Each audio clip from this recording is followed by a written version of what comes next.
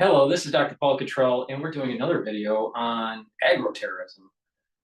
This is being recorded on June 8th, so make sure that you follow me on all my channels. I have 4 channels on YouTube, Brighteon, Bitchute, and Rumble. Please share the links and ask your social media to follow me. So we're going to be talking about Dr. Jian. She's the researcher at the University of Michigan, or was the researcher at the University of Michigan. And her boyfriend was transferring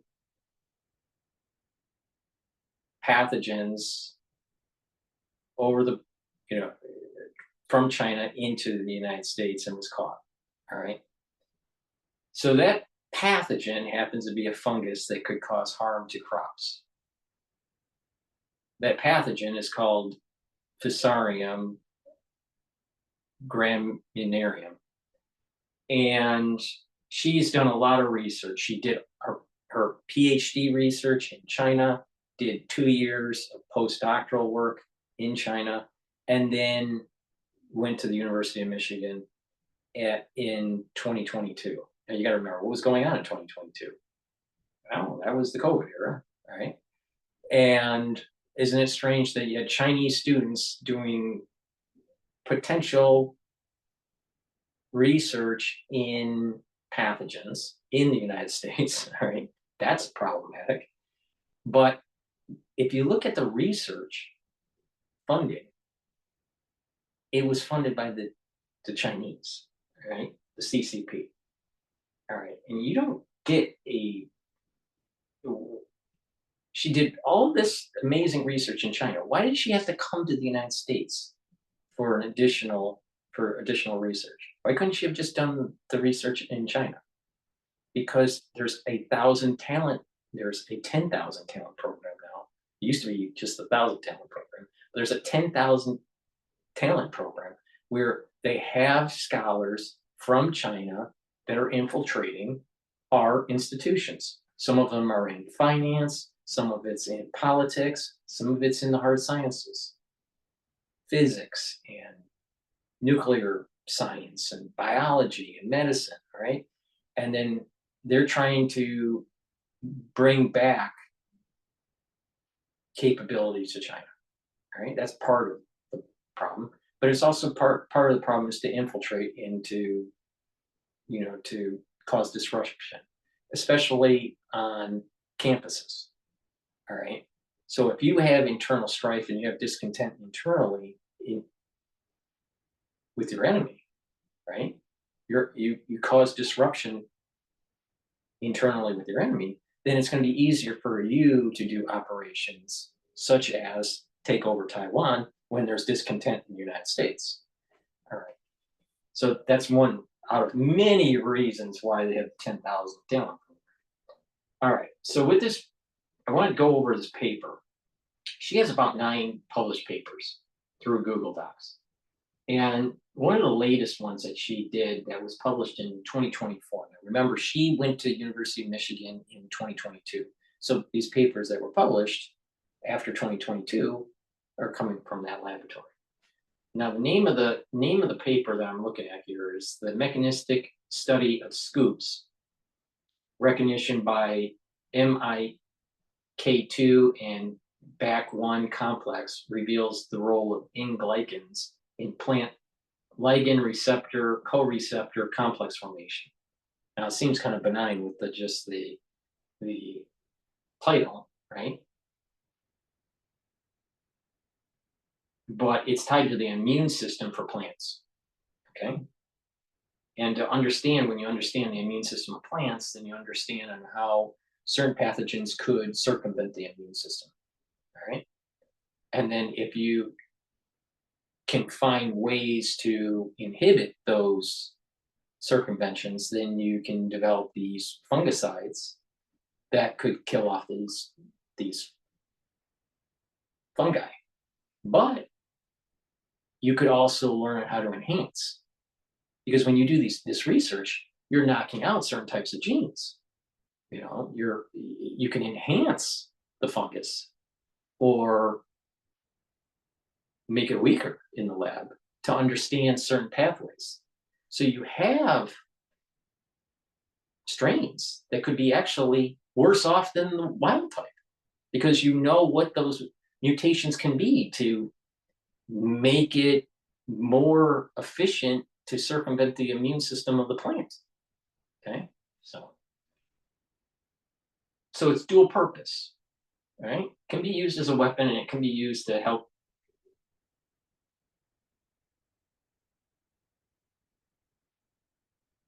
to treat, fungal infections in plants.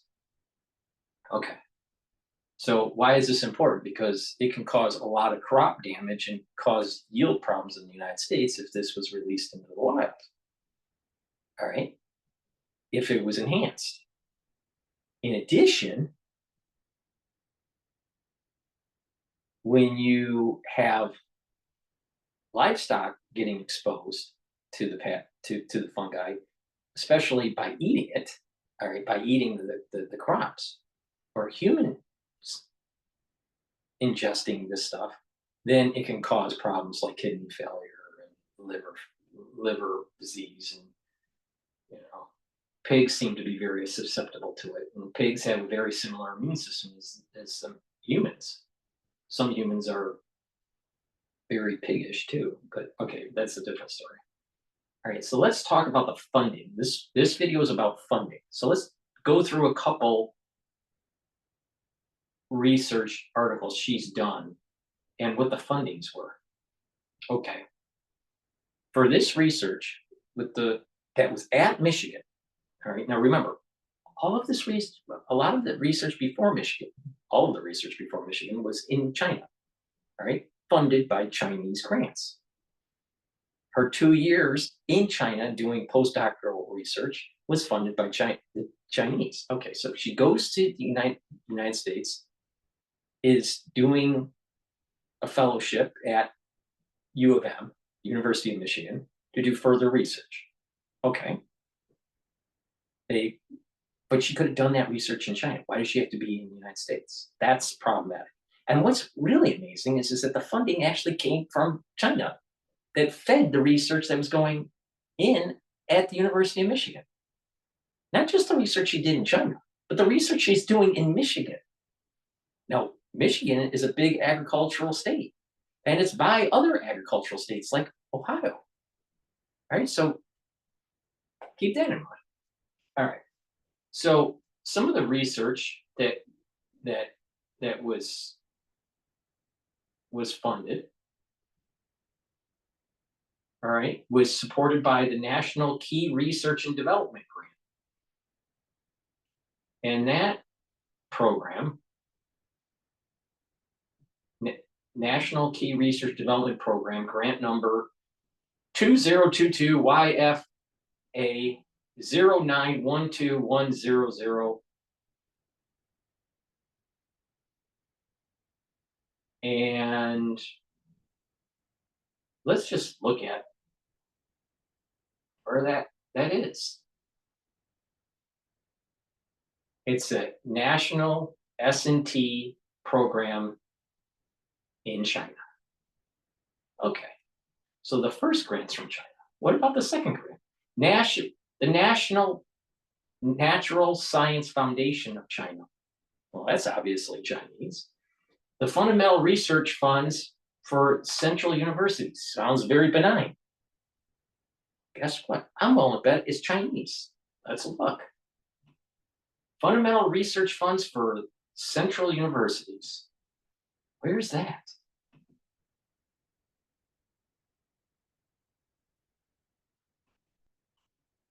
Where is that? Good question.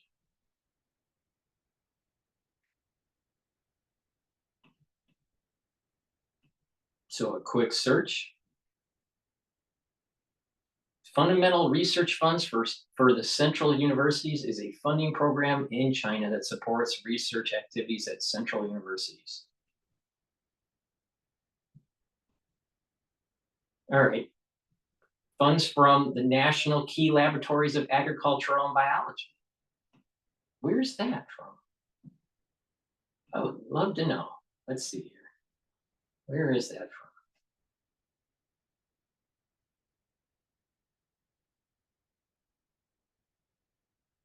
The National Key Laboratory in Agricultural Microbiology is a research institution focused on exploring and utilizing microbial research for agricultural applications. It is affiliated with Hangzhou Haozhong Agricultural University in China, conducts studies on topics like crop disease resistance, plant-based vaccines, and bacterial anti-phage systems.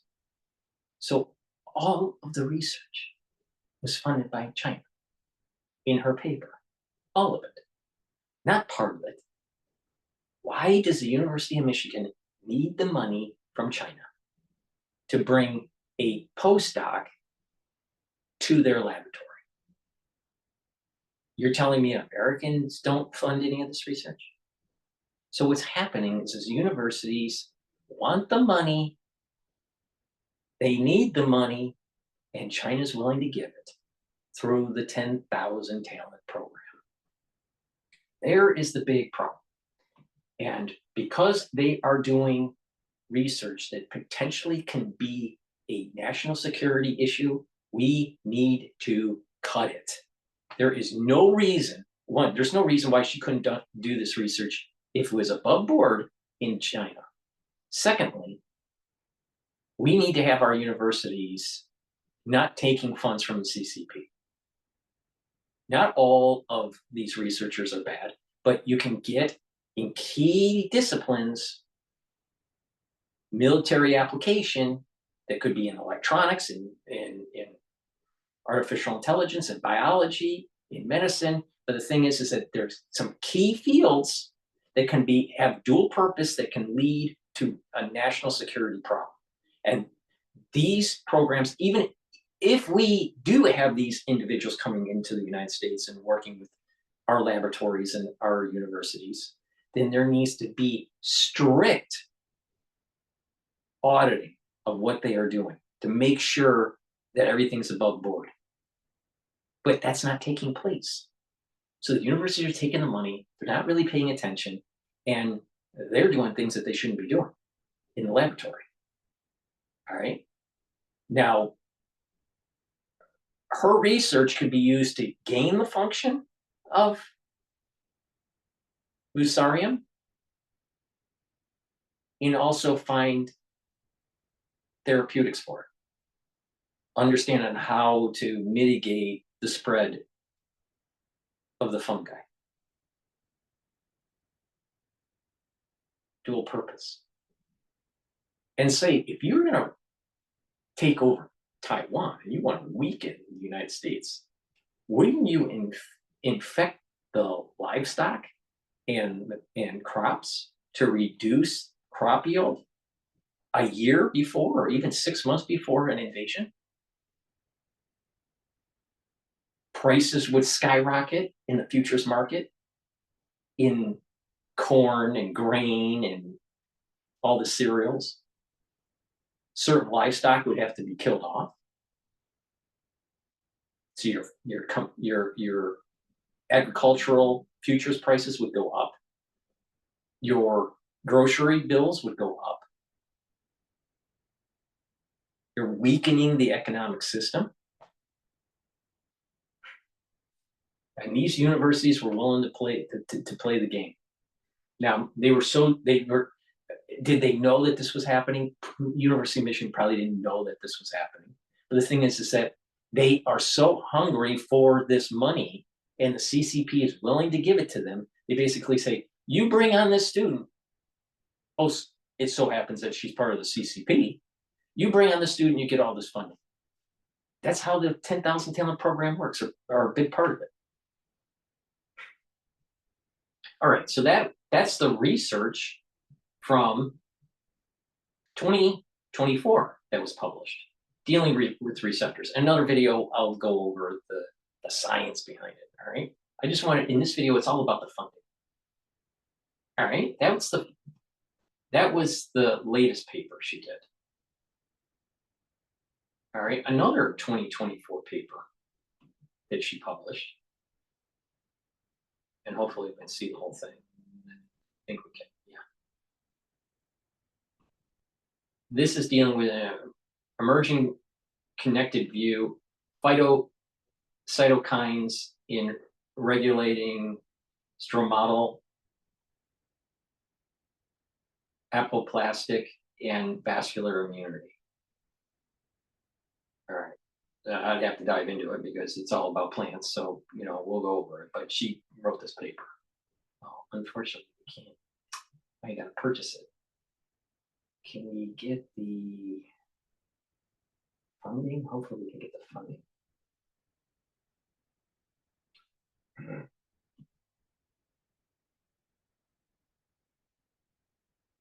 Acknowledgements. Okay. Research in the laboratory supported by the National Science Foundation. So that sounds like the United States. So let's just double check to make sure that's the United States. I think it is.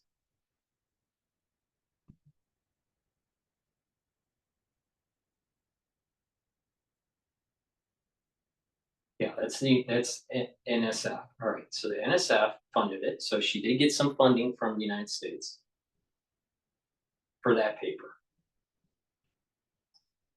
National Institute of Health, NIH.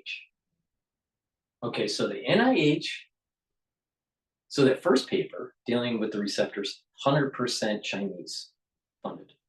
The second paper is 100% funded by NSF and NIH. Okay.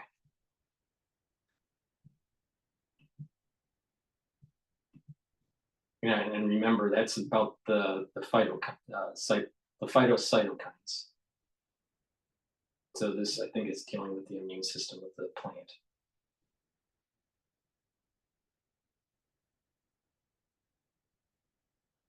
Oh, it's dealing with water transport of the plant. Okay, I'd have to dive into what exactly it is because I'm not a plant expert. All right, so, okay. So the NIH funded her paper in 2024, and the Chinese funded the more important paper, which was the receptors. Okay, so was that first paper really that important? Probably, or I'm sorry, that second paper that we went over, that important? Probably not. Okay, all right. Now, let's go to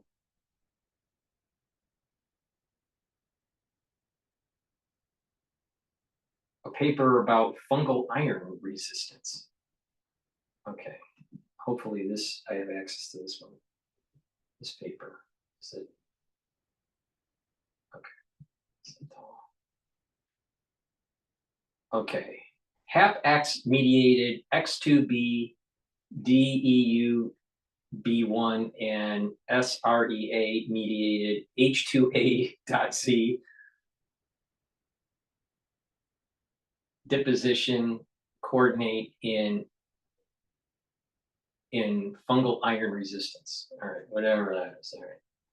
All right. This is dealing with the Fusarium. Encounters iron access during the colonization of wheat heads. Okay, so this is important. It's important stuff dealing with iron. What was this funded? Now again, this was 2023. This is while she's at University of Michigan. Okay, so this was published in October of 2023. She started University of Michigan in 2022. I don't know which month. I think it was August, maybe it was September. All right.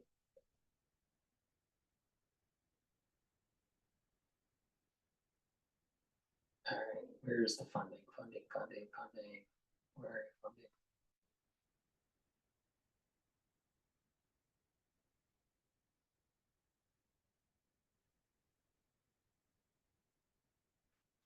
National Key R&D Program of China. Special funding for public projects of Zhejiang Province.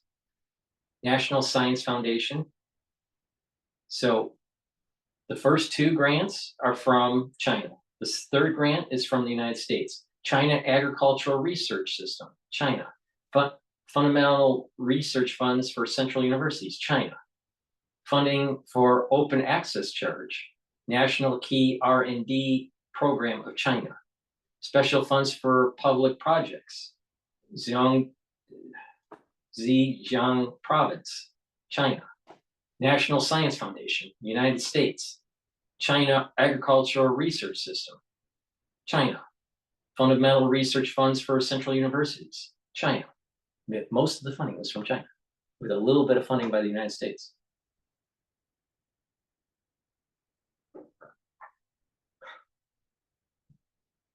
Why couldn't the Chinese do this internally? Why did they have to be in the United States? Okay, so the point that I'm making here, why am I bringing this up? She has about 9 papers that were published. That's between 2019 to about 2024, all right? And she started University of Michigan research in 2022. Most of her research is tied to Fusarium. And she's focusing on the molecular changes that are taking place, on why it can be destructive to plants. So if you understand that mechanism, you can enhance that mechanism. But if you understand that mechanism, you can potentially create therapies against it for plants to be able to weather the fungal infection. Okay? But heavily funded by China. Now, if it's heavily funded by China, with some grants coming from the United States, NIH and NSF, why do they have to be in the United States? Why? What is it in the United States that they have to be here to do the research? If they are a conduit to create things that make it more infectious, either for the human body, for agriculture, for livestock, whatever it is, it's easier to release if you're in your enemy territory.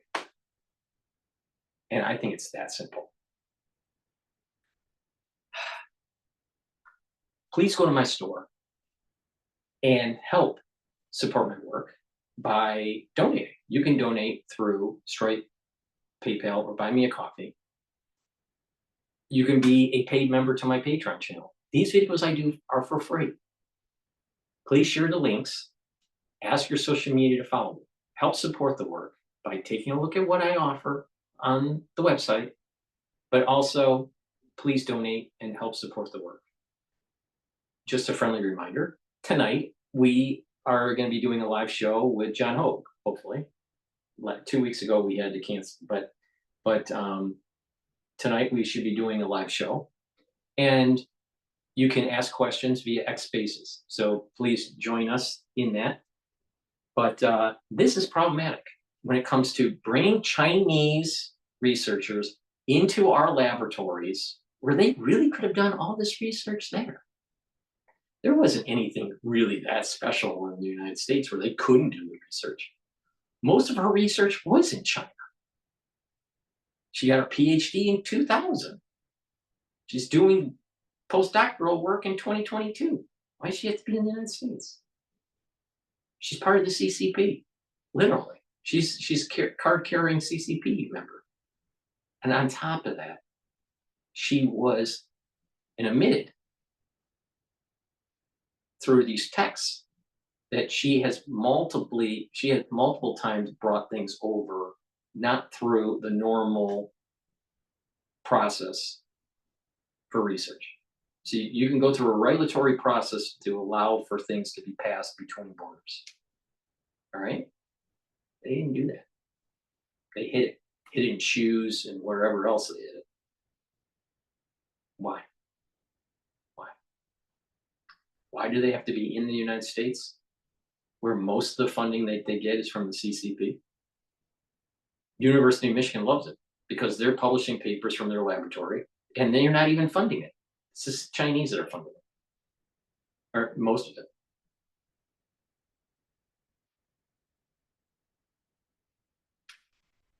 Thank you for listening and have a nice day.